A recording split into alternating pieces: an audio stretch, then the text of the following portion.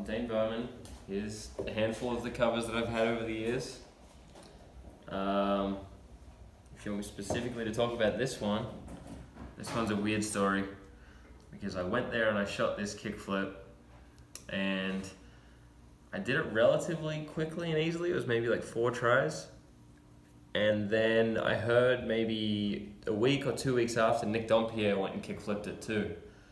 And everyone at Zero was like, we have to get yours out before his because like blah blah blah, I don't know, skate politics stuff.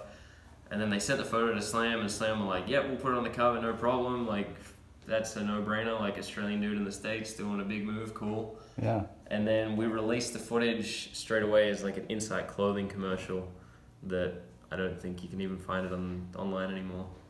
But we got mine out before his. And who shot it? I have no idea. Shigeo maybe? Or no, it wouldn't have been Shigeo. Maybe JT Rhodes? I don't know. Okay. One of those dudes. Right on. I can't remember. I hit my head too many times to remember these things.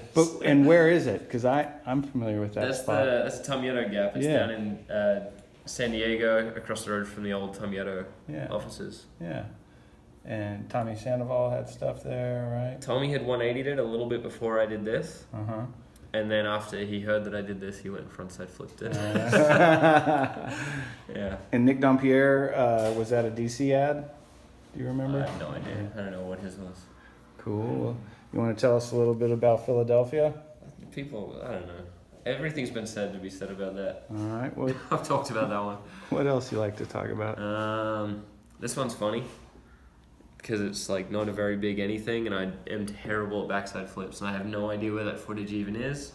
Uh-huh. But I was skating that with Chris Cole. That was one of the first like sessions I had with Chris Cole, and I did the backside flip, and he frontside flipped it the same day. Had you been on Zero for a while, or was that probably a little bit?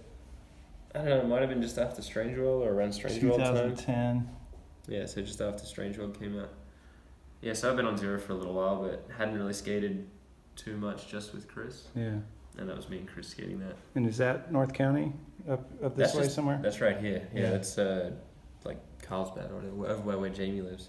And is that Shigeo or? We'll find out. Okay. I don't know. I don't know who shot half of these things. And Skateboard Mag cover? Skateboard Mag cover's a weird one. Jamie texted me and said, hey, they want one of the Zero dudes on the cover of the next issue. Do you want to try to go up and shoot something with Atiba to hopefully get the cover? And I'd already done this nose grind. And I hit Atiba up and was like, hey, do you want to meet me there? I'll try it again. And I did it again in like 2 tries and we got kicked out, and then it was on the cover. Boom. Awesome. This one I hate. Yeah. I hate this so much. Like, I'm appreciative that I got an ASM cover because that was like the magazine when I was a kid. That was the coolest one for me. I loved it. It was like the most kid-friendly like magazine. So when I was like 14, I was like, yeah, that's the one. So to finally be on the cover of that was pretty cool. Yeah. I'm wearing a fucking New Era cap for some reason. And I'm just pushing down the street. And I remember that day I was like skating around with Andrew Peters, and we were just like bombing the hill out front of my house and like sketching cars and stuff like that. And it was just funny. And then one of the photos ended up on the cover. And where's this one with the over the pipe? This one is in Melbourne, in Australia. Andrew Mapstone shot that. Right. That one's another backside flip, which is another crazy one for me. You can see that the way my feet are, that I'm not good at backside flips because like that's a really ugly stance. Same with this one too, actually. They're both pretty ugly stance looking backside flips. But that one's a random one too. We were just skating the hole in the ditch and the photo looked cool, I guess. It does.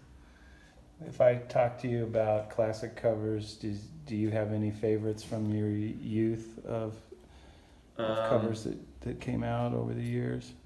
One of the first mags that I like remember paying like good money for, because Transworlds and Thrashers in Australia were expensive magazines. But I remember buying the Mark Appleyard Heel Flip Over the Fence. It's like a bump over a fence. And that one was really cool, and he's got the big puffy white leather circas on. And I don't know, I just thought that mag was sick. And I remember looking through it forever and ever, and it was as thick as a Bible.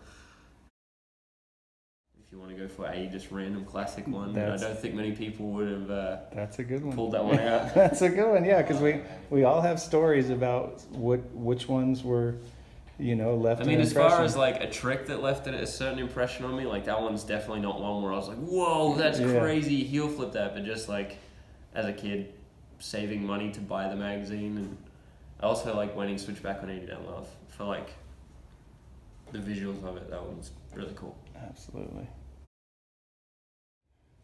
Fantastic. Thanks, Dane. And I'm still working on your 5 other slam covers. We'll get them at some point. I'm trying to get to 10. I want 10. There If you I get go. 10 slam covers, I'll be stoked. I think that will be a record. Yeah, I mean, apparently I'm the most covered Australian for slam anyway so far. Rad. Yeah, here's to number 10. Yeah.